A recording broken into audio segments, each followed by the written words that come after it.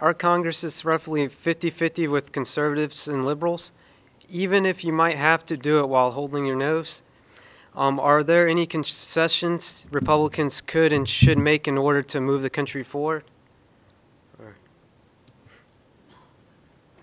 Well, give me an example. I can't, I didn't hear the first part of your question.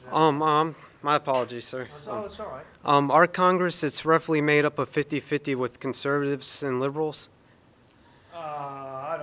Maybe more liberal, but well, not in the House. The Senate is definitely run by Harry Reid, and I like Harry Reid to be the minority leader in the Senate. But the Governor, can I break that down real quick? Because I think I'm the writer of that question. well, no wonder it doesn't make any sense. I'm just joking with I you. should have run it through the younger people before I did that. The idea, way oversimplified, of that question is this. Right now, we have folks on the right who are absolutely digging their feet in saying, we're not going to raise taxes. And of course, we have people on the left who are absolutely digging their feet in saying, we are not going to cut programs.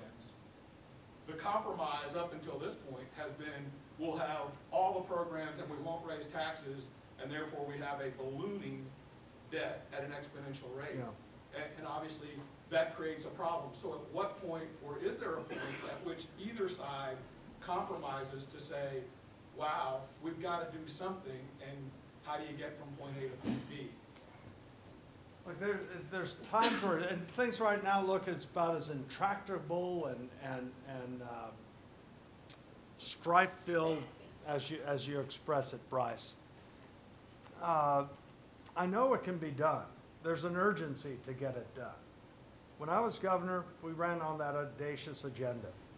And the Democrats controlled the legislature, and they said, no, there's no way they're going to abolish parole. There's no way they're going to allow you to get this kind of welfare reform through, or cutting taxes, or the education reforms we made. And sure, there were differences, and there were some tough times with it, but ultimately everyone did work together for rather than political points. And so I know it can be done. And I think it's one of the reasons I've gotten off the sidelines and into the fight, because every single vote does count in the Senate. They passed that Obamacare in the Senate on virtually Christmas Eve by one vote. They passed the stimulus by one vote. They failed to rein in EPA by one vote. And so every vote does count.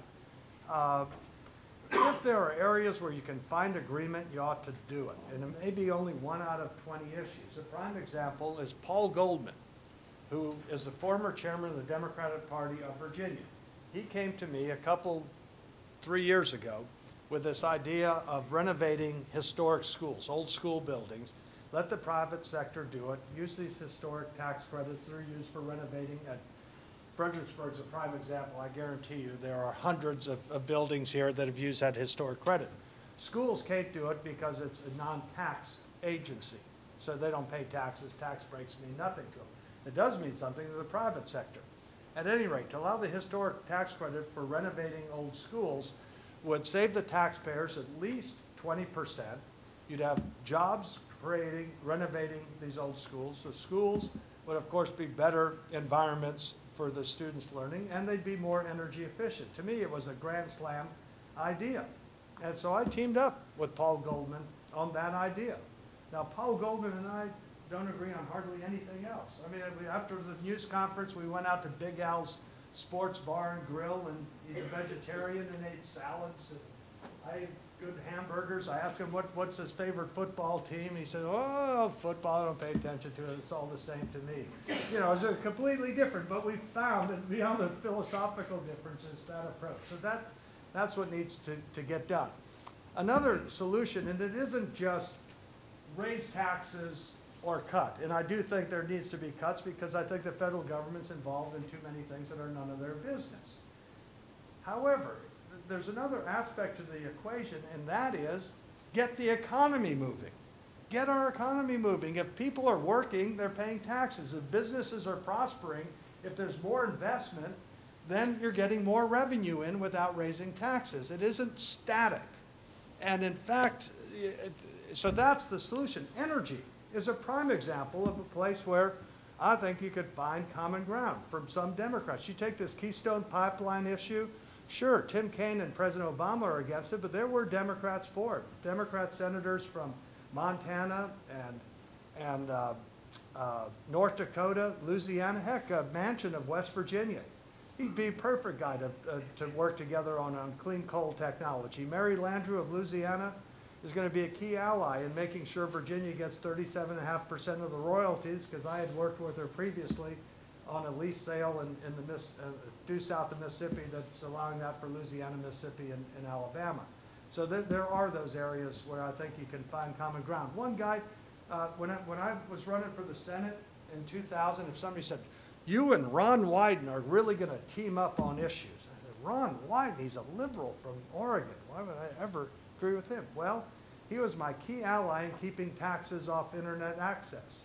And we kept that moratorium to make sure that state and local and federal tax commissars are not imposing 17% taxes on your monthly internet access bill to make it look like your telephone bill. We then ended up working together on cybersecurity and nanotechnology as well. So you find allies in different areas, and that helps break the logjam. Most importantly, you all and our fellow Americans are the owners of the government. And if people, whether it's me in Virginia or others running in other states or whomever our presidential nominee may be, run on an agenda, that really helps a lot. Because one of the key motivations of a lot of these folks is re-election.